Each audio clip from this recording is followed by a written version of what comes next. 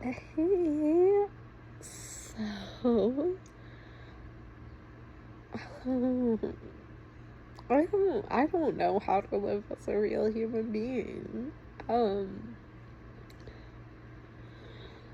my dad died not even a year ago, and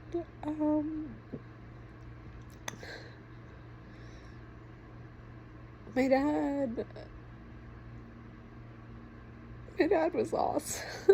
He was like the coolest white nerd in the entire world. Like, it's like, if you met him, you'd be like, oh, okay, so this is just like some engineer who wears white New Balances, whatever, like, but it's like, he had test flown planes, owned a bar, um, started going to Woodstock, but then stopped on the way and just got drunk in a bar in Woodstock with his friends, and I think hooked up with some ladies and had a really good night. um, like I mean, he was like really, really amazingly secretly cool. Also autistic. And I mean, like, being autistic can be kind of awesome, but I'm not. And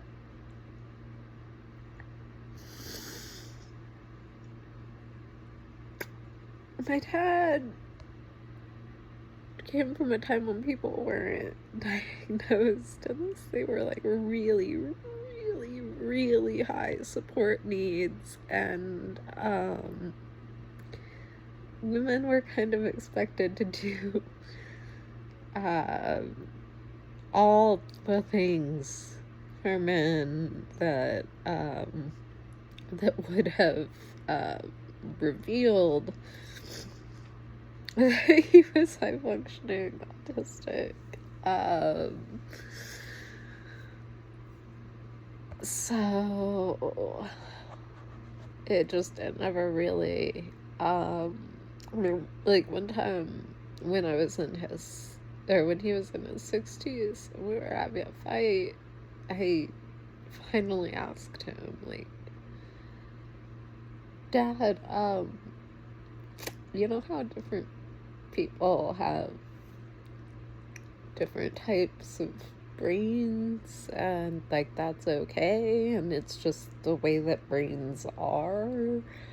Do you think that you might be like atypical, like, in regards to neurology? And he was like, yes, yes, yes, yeah. And it got easier for me then. It's honestly kind of weird that I didn't recognize it before, because I mean, it's like, I had so many like autistic friends and partners, and it's weird. But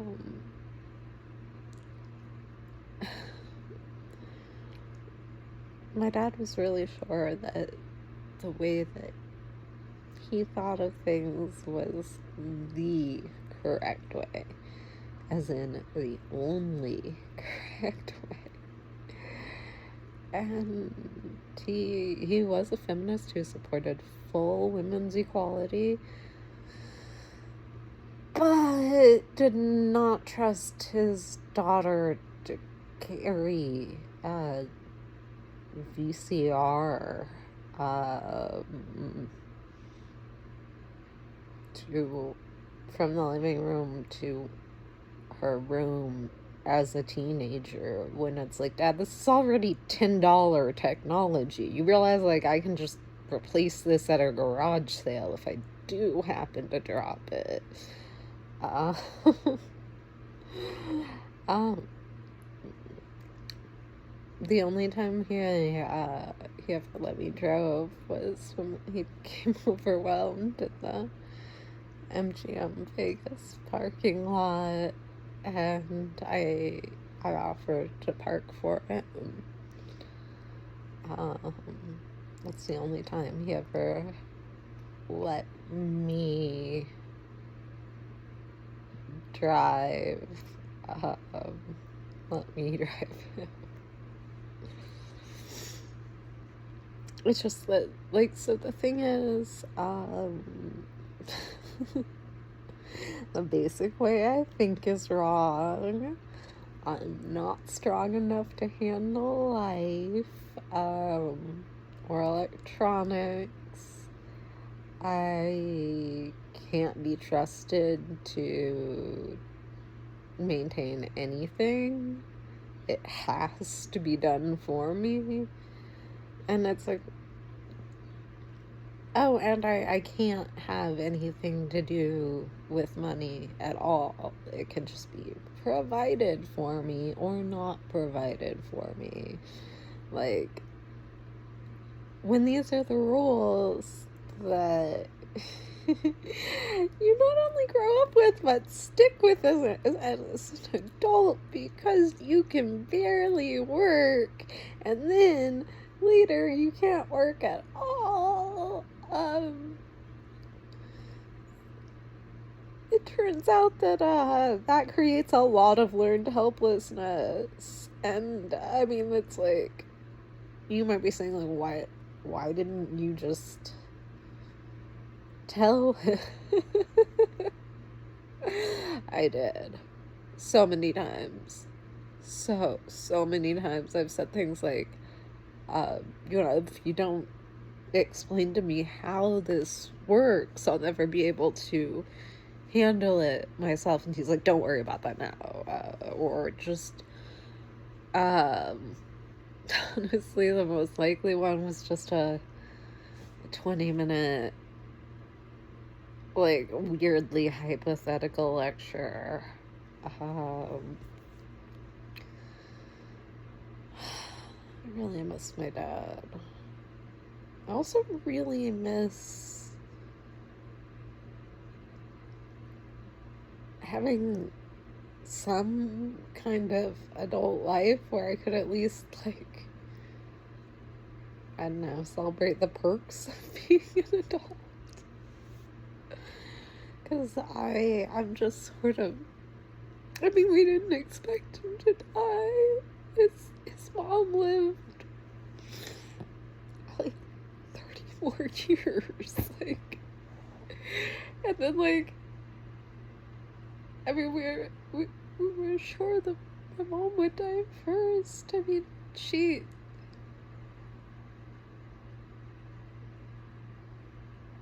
think she started smoking in high school, maybe middle school.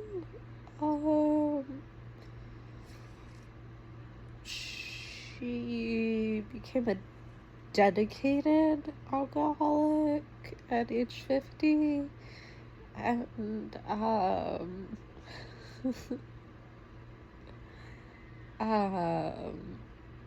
she's never tried PCP.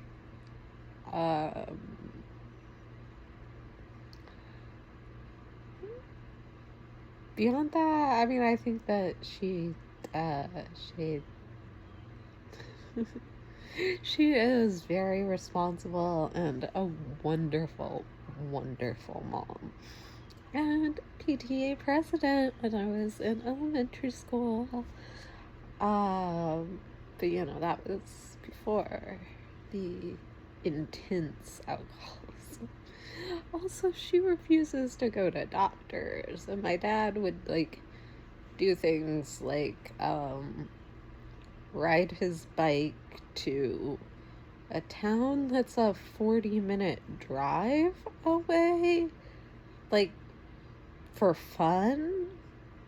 Like, I mean, it's like, even at my most able-bodied, it's like, just riding my bike to my friend's house is as far as I was willing to go for just biking for fun.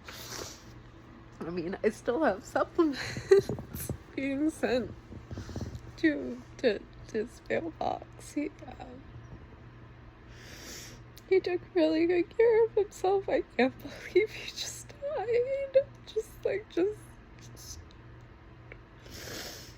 But, yeah, I don't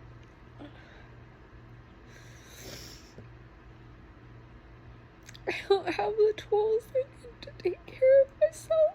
And if I just had someone who could, like, sit next to me and be like, hey,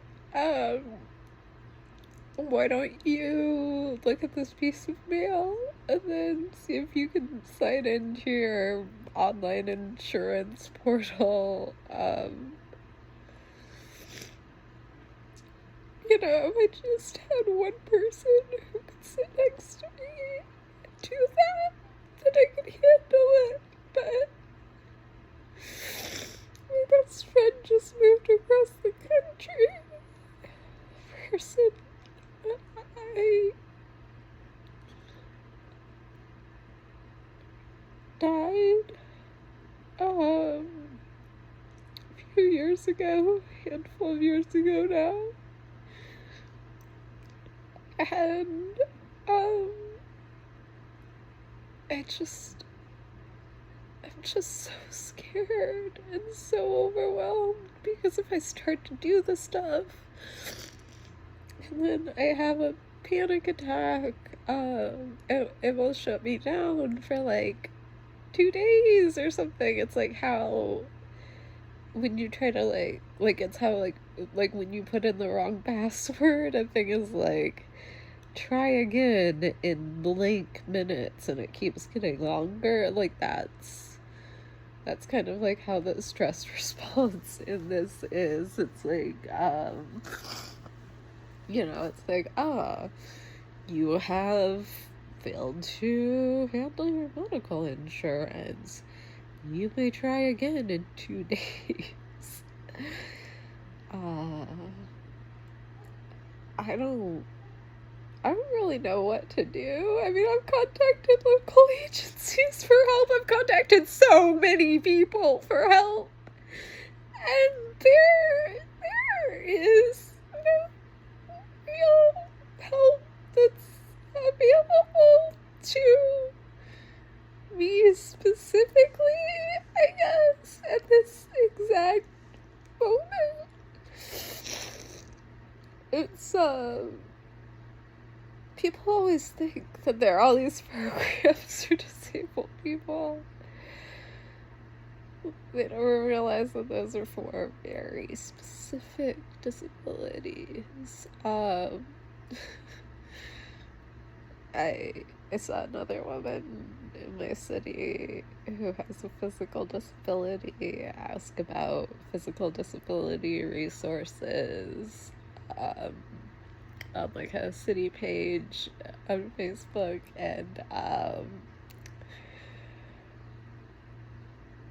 someone sent her a link to a place for adults with developmental disabilities.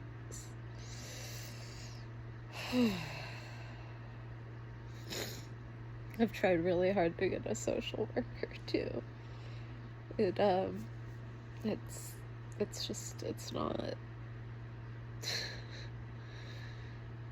not easy to get help. I mean, it's easy to call and ask for help. It's easy to say, like, hey, can you help me? But to get someone to say, yes, I can and I will, and then do it. The only person who's ever actually come through all that brought me their homemade first try mixed